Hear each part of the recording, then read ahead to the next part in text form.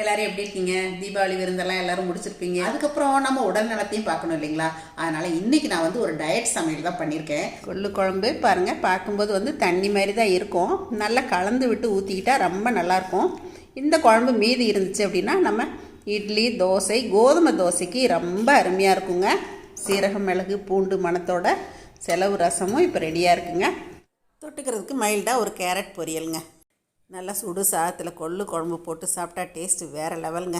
இந்த குழம்பை பற்றியே நான் சொல்லிகிட்டு இருந்தேன். எப்படிங்க, வாங்க இந்த குழம்பு எப்படி செய்கிறதுன்னு நான் செய்முறையும் உங்களுக்கு சொல்லி கொடுக்குறேன்.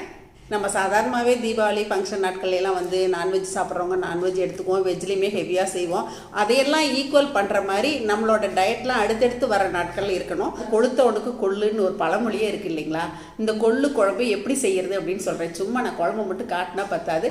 இதை நான் சொன்னேன்னா உங்களில் பல பேருக்கு அது யூஸாக இருக்கும். கொள்ளு நீங்கள் ஒரு 4-5 பேர் இருக்கீங்க அப்படின்னா ஒரு கைப்பிடி எடுத்தீங்கன்னா போதும். அந்த ஒரு கைப்பிடி கொள்ளு நல்லா களைஞ்சிருங்க. களைஞ்சிட்டு குக்கரில் சேர்த்துருங்க. மஞ்சத்தூள் போட்டு கொஞ்சம் நல்லெண்ணெய், விளக்கெண்ணையோ சும்மா ஒரு 1/2 டீஸ்பூன் விட்டிங்கன்னா போதும். சீரகம் 1/2 டீஸ்பூன் சேர்த்துக்குங்க.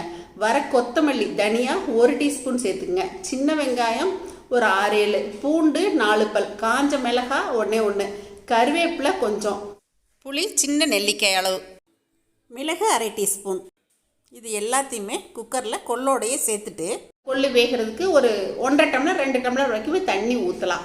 தண்ணி ஊற்றிட்டு குக்கரில் வச்சு ஒரு 4-5 விசிலே தாராளமாக விடலாங்க. இல்லை வெயிட் ஆறினதுக்கப்புறமா ஓப்பன் பண்ணியும் நல்லா ஆற வச்சுருங்க. ஆறினதுக்கப்புறமா இந்த தண்ணியை தனியாக, கொள்ளு கலவையை தனியாக பிரித்து எடுத்துருங்க. இந்த கொள்ளு கலவையை மிக்சி ஜாரில் சேர்த்துட்டு அந்த கொள்ளு தண்ணி இருத்து வச்சுருக்கோம் இல்லைங்களா, அந்த தண்ணியில் கொஞ்சமாக விட்டு அரைச்சிக்குங்க. அரைக்கிறது ரொம்ப நைஸாக அரைச்சிட வேண்டாம், கொரப்பாக அரைச்சிக்கணுங்க. அரைச்சி எடுத்து வச்சுக்கிட்டு இன்னொரு பக்கம் நம்ம சின்ன வெங்காயம், தக்காளி, பூண்டு ரெடி பண்ணி வச்சுக்கணும். பூண்டு தட்டி கூட நம்ம வச்சுக்கலாம். ஒரு வாணலியில் கொஞ்சமாக எண்ணெய் விட்டு, எள்ளெண்ணெய் விட்டால் நல்லாயிருக்கும். கடுகு, பெருங்காயம், காஞ்ச மிளகாய் 1, கருவேப்பிலை இதெல்லாம் போட்டு தாளிச்சிட்டு சின்ன வெங்காயம் பொடி பொடியாக நறுக்கி வச்சது, பூண்டு ஒரு 5-6 பல் தட்டி வச்சது, ஒரே ஒரு தக்காளி ரொம்ப குட்டியாக சேர்த்தா போதுங்க. இதையெல்லாம் போட்டு நல்லா வதங்கும் போது கொஞ்சமாக சாம்பார் தூள் போட்டுங்க. ஏன்னா நம்ம ஒரே ஒரு காஞ்ச மிளகாய் சேர்த்துருக்கோம், கொஞ்சம் மிளகு சேர்த்துருக்கோம். அதனால் காரம் உங்களுக்கு தேவையான அளவுக்கு மட்டும் சேர்த்துக்குங்க.